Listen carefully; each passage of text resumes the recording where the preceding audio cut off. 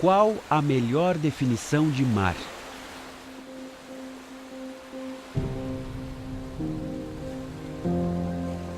De acordo com o dicionário, mar é a vasta extensão de água salgada que ocupa a maior parte do globo terrestre.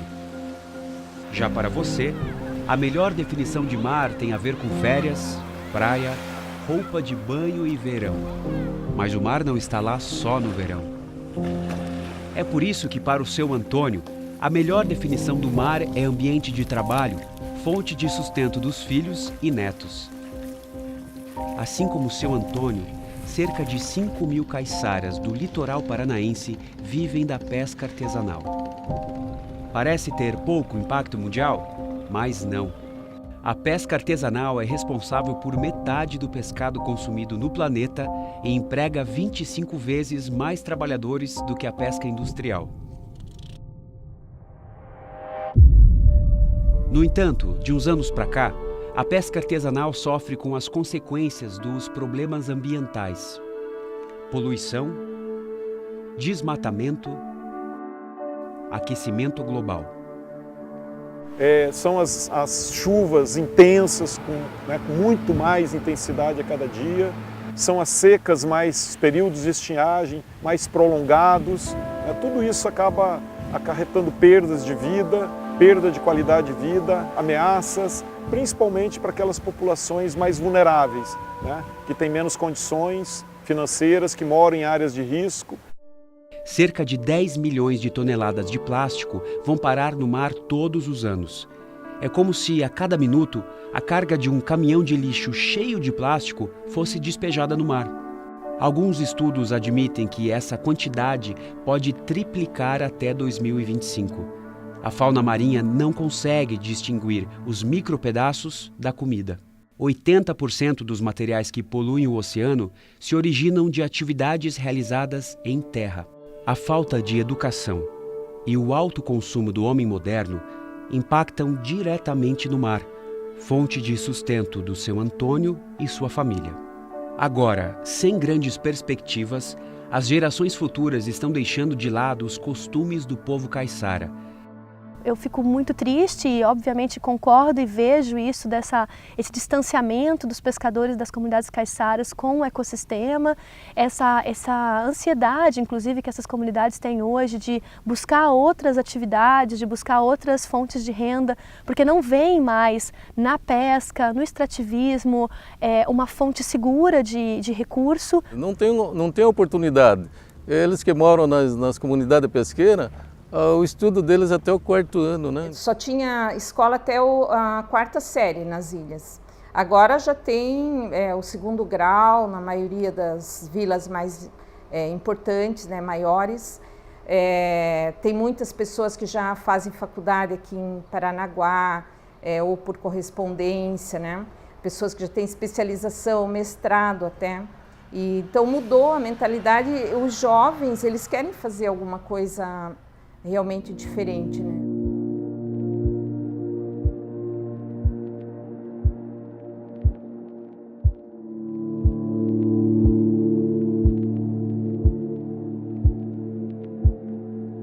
São mais de 5.700 pescadores distribuídos em 144 vilas em toda a região litorânea.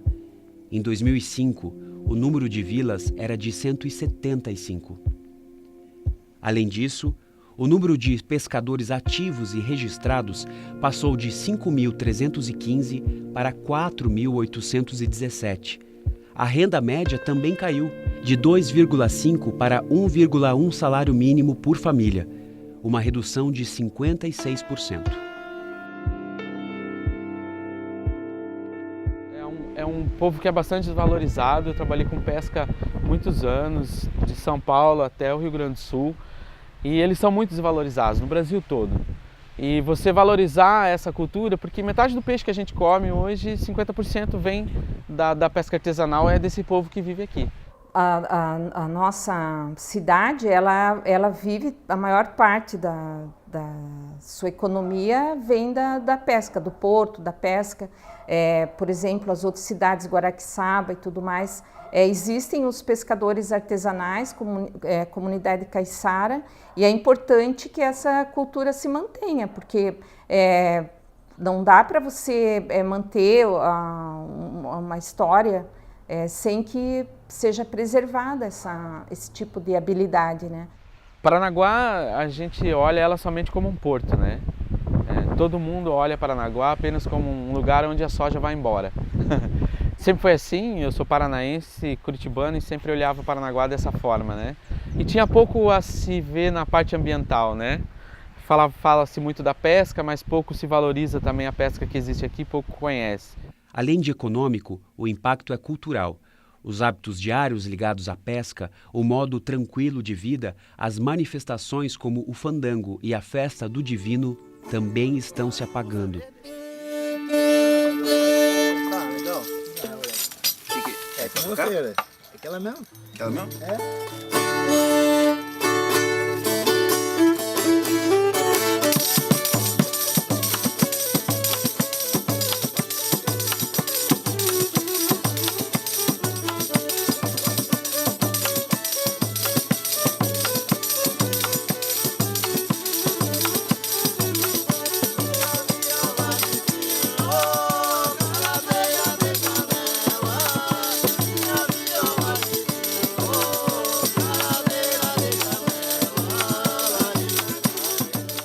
É uma habilidade que eles têm para pesca que não existe mais em outros lugares. Então, com isso tudo vem também o fandango, vem as danças, né? Vem a festa do divino, e isso é importante manter.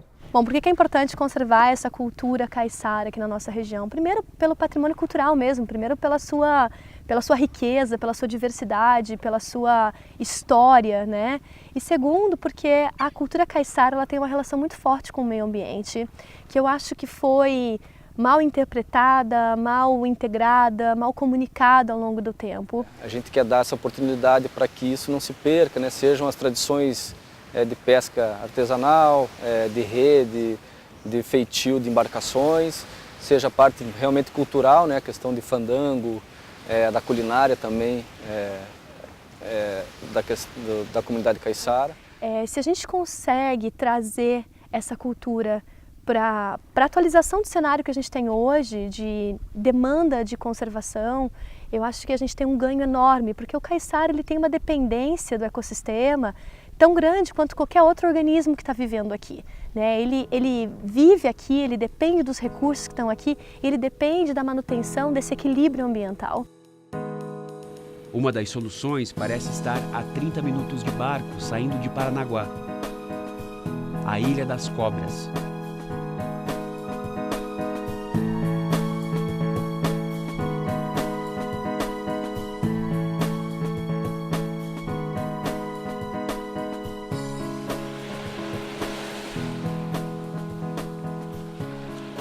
Esse lugar aqui é um lugar icônico, né? Porque está bem no meio da Baía de Paranaguá, né?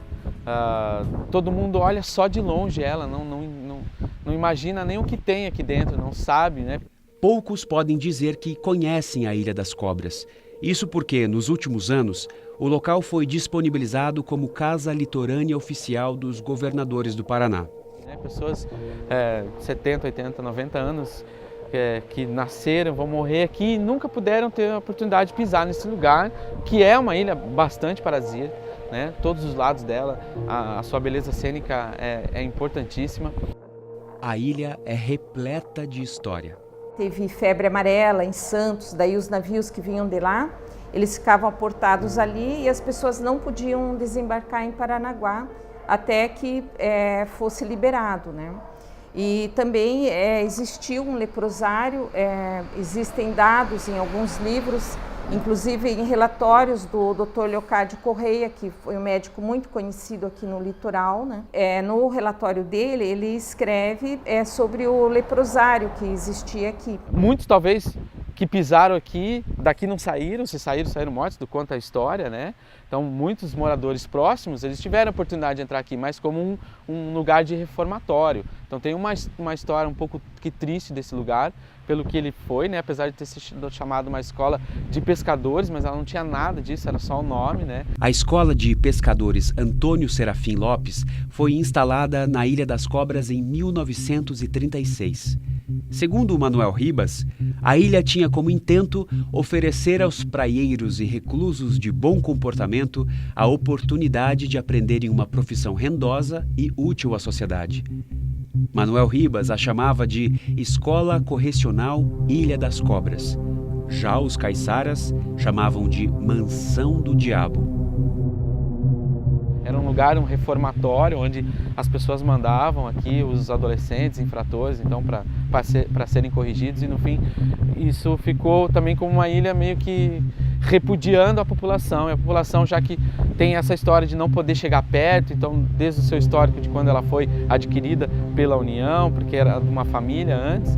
Com a chegada dos tempos modernos, se cria um reformatório para as crianças de Paranaguá. Então eu me lembro, eu era criança naquele tempo e cansei de meus familiares dizer, se você não se comportar, você vai perder as cobras. E isso era notório e todo mundo tinha medo.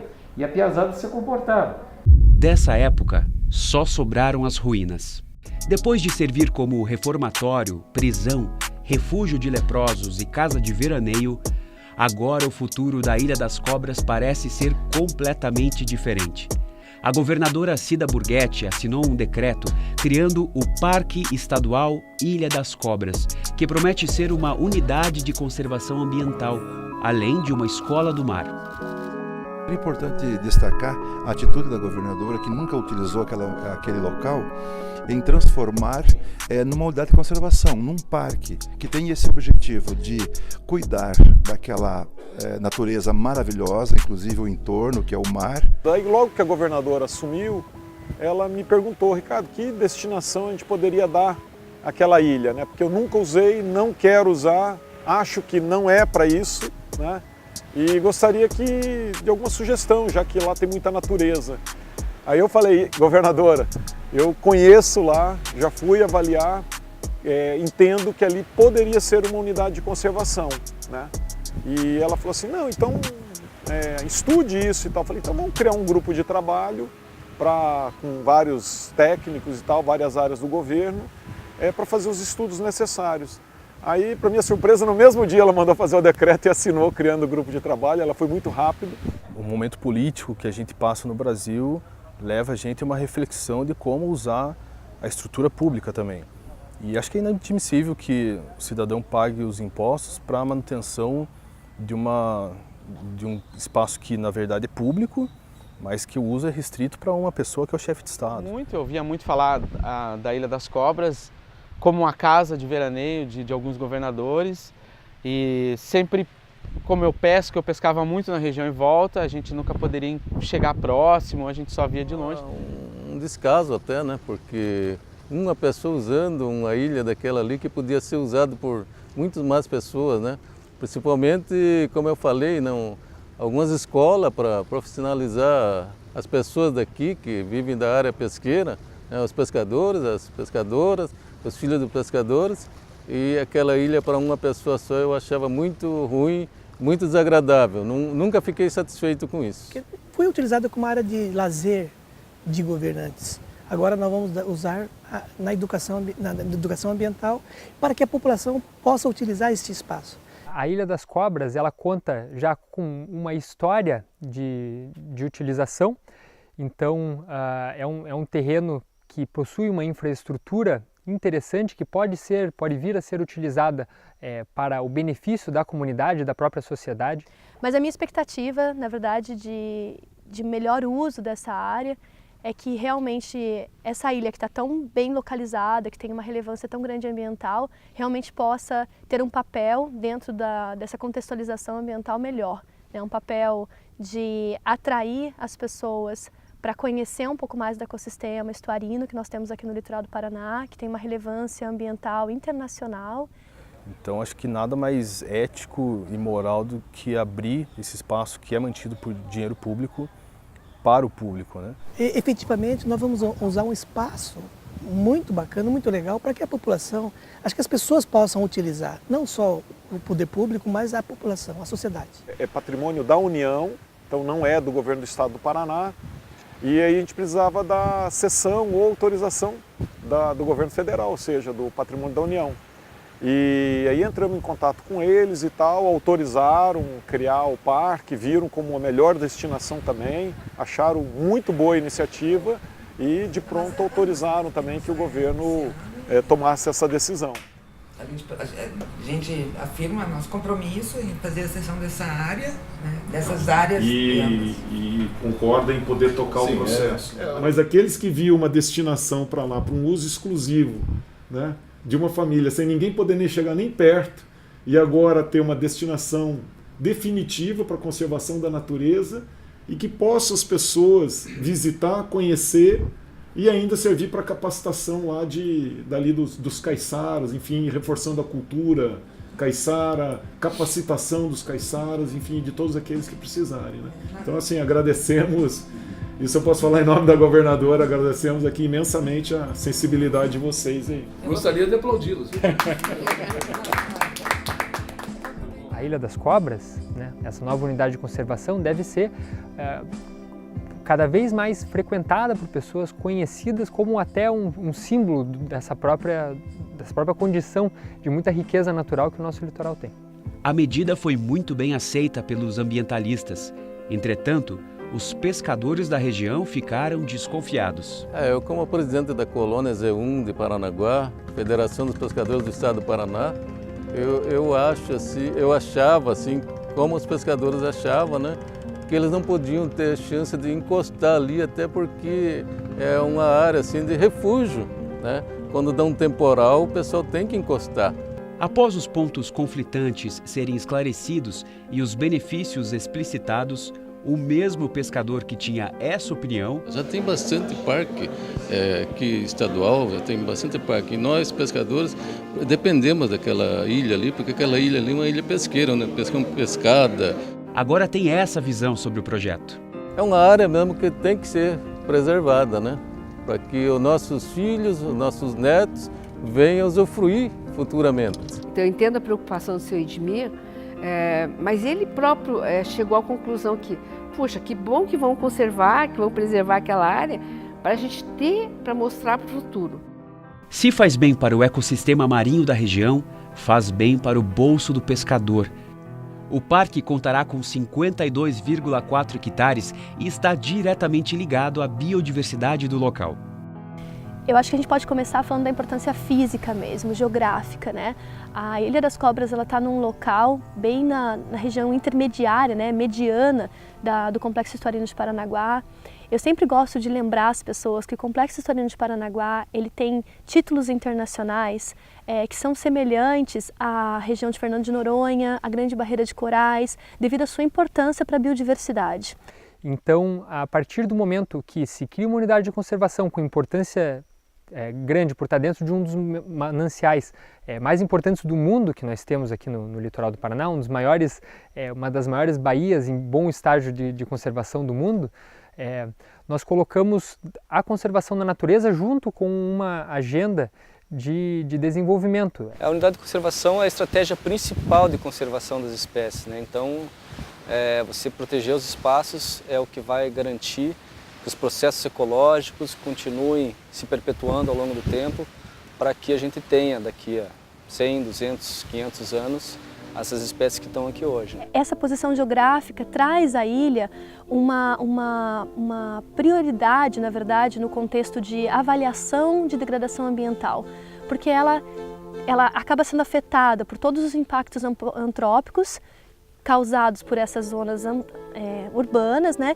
Mas também tem aí uma produtividade alta, um aporte de nutrientes e de biodiversidade, de uso pela biodiversidade, né? pela fauna e pela flora, considerando essa área de proteção no seu entorno. O litoral do Paraná já é conhecido como uma área com um grande mosaico de unidades de conservação com diferentes categorias de proteção, então temos reservas particulares, parques nacionais, reservas biológicas, estações ecológicas. O que a gente tem visto assim da Ilha das Cobras em si é que essa zona de rochas, a zona rochosa no seu entorno, ela agrega uma grande quantidade de organismos marinhos, de invertebrados, né? Então animais que se incrustam nas rochas e que tem uma relação muito forte com produtividade mesmo. O que é produtividade, né? É a manutenção, por exemplo, dos recursos pesqueiros no entorno dessa ilha. Eu vejo que a Ilha das Cobras ela tem um papel de nos mostrar que sim, ainda existe um equilíbrio ecológico ao ponto de nós encontrarmos vários animais usando essa região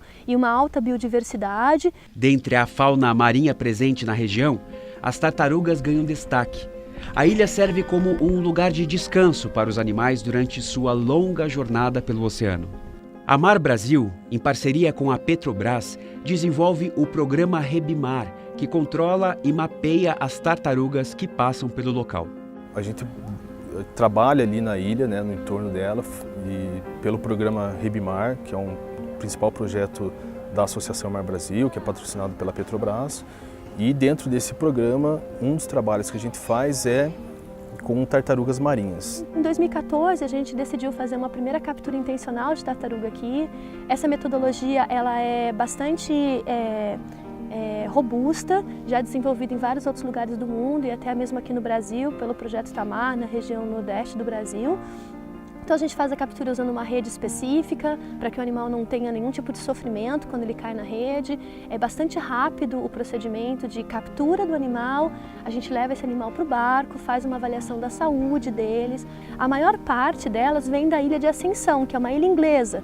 Então elas atravessam o Atlântico todo para chegarem aqui para se desenvolver. Essas tartarugas verdes, elas chegam no Paraná com em torno de 2 a 3 anos e podem passar semanas ou anos aqui, se desenvolvendo, crescendo, comendo, e a Ilha das Cobras tem se demonstrado uma área muito importante para essa alimentação e para o desenvolvimento das tartarugas verdes juvenis. Além de conservar o ecossistema local, o projeto pretende conscientizar as pessoas sobre o uso sustentável dos recursos naturais. A manutenção da cultura caiçara da pesca e tudo o que ela representa nas tradições locais é um dos focos da Escola do Mar, que será implantada na Ilha das Cobras. E dentro desse grupo de trabalho surgiu um anseio de ter um centro de educação ambiental diferente. E eu tinha uma ideia da Escola do Mar, que foi colocada em Santa Catarina, no município de Bombinhas, e funcionou por um tempo e eu achei que a estratégia seria boa para ser aplicada aqui. E além disso ainda veio a ideia de aqui ter uma espécie de uma escola, né, uma escola não formal, como a gente diz, para cursos, para capacitação, voltado à mentalidade marítima, ao entendimento do mar, aos recursos do mar, à conservação, à exploração sustentável dos recursos.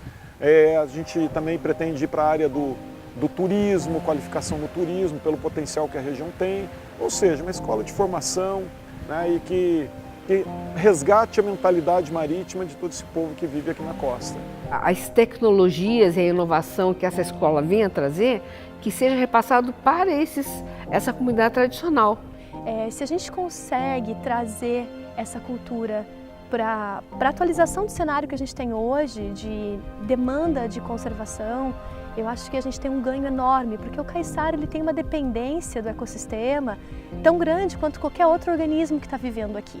Eles entenderem esses processos para que eles também saiam de um patamar e vá para outro, no sentido da modernidade do mundo, né? Então todo mundo hoje tem um celular, tem um computador, quer dizer, você vê isso diariamente na tecnologia. Como que eu, com toda essa tecnologia, eu posso aproveitar para o trabalho do meu avô, do meu pai? Seria uma chance desse pessoal estudar um pouco mais, de sair formado de lá, para que eles possam assim dizer: ah, eu sou pescador, filho de pescador, mas eu tive uma formação. Seria muito importante isso aí para nós. Eu acho que a ideia da Escola do Mar aqui na Ilha das Cobras, ela é fantástica. Eu acho que ela pode se tornar, dependendo da forma como ela for construída e comunicada com a sociedade, ela pode se tornar um principal eixo, elo de conexão entre as comunidades locais, os órgãos de gestão e a pesquisa aqui no nosso litoral. Eles vão nos ensinar a pescar de verdade,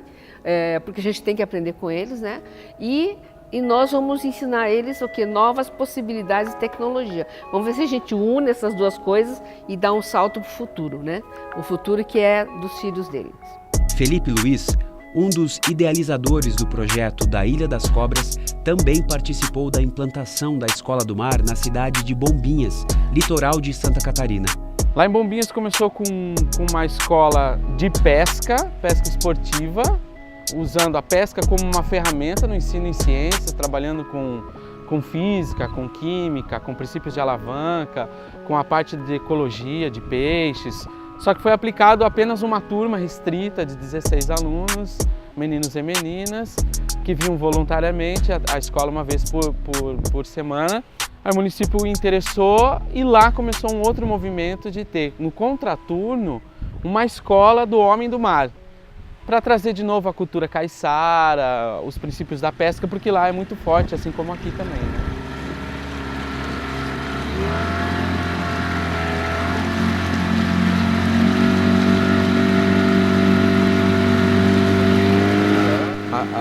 Aqui a ideia é valorizar a cultura açoriana, né? E esse homem do mar.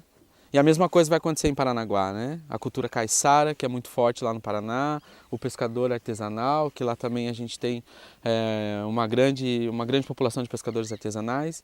Então, os moldes de como essa escola está funcionando aqui já, esse programa de Escola do Mar, é o mesmo que a gente espera lá para o Paraná, para a Ilha das Cobras, né? Parque Estadual Ilha das Cobras e para a Escola do Mar. O programa Escola do Mar, ele nasceu de um olhar sensível do Poder Executivo Municipal para com as causas da educação. Também procurando, traduzindo isso em confiança, motivação e desenvolvendo o potencial criativo das suas equipes. Os jovens aprendem sobre mar, pesca, cultivo, artesanato e uma série de atividades relacionadas à cultura da pesca.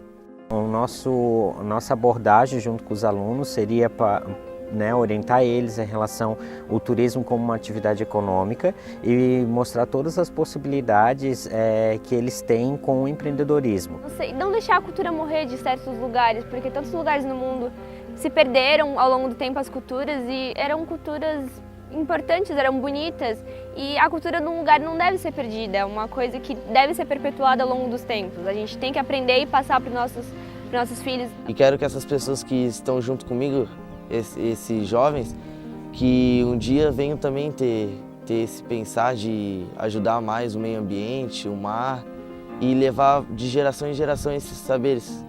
Por mais que eu não seja pescadora, talvez, quando eu crescer, mas é importante que eu fale para o meu filho, ou talvez ensine ele a fazer uma rede, ou que ele saiba que ele veio de uma linhagem de pescadores, entendeu? Com a Escola do Mar a gente pode levar essa tradição aí da pescaria, do balaio para frente, que nem os pescadores fizeram agora, que estão fazendo com a gente aqui. Mas eu gosto mais na prática do mar aqui, de vir alimentar os peixes, mexer com marisco, porque, falei no começo, sou apaixonado pelo mar, sabe? Ligado ao mar, qualquer coisa, moluscos e os seres vivos do mar me apaixona já. A sala de aula deles é esse aporte aqui que tem ao fundo. Eu vejo muito filho de pescador que não sabe metade das coisas que a gente está aprendendo aqui agora. Desde o fazer de uma rede com o pescador, o mestre pescador ele vem ensinar a rede, como funciona a trama em si.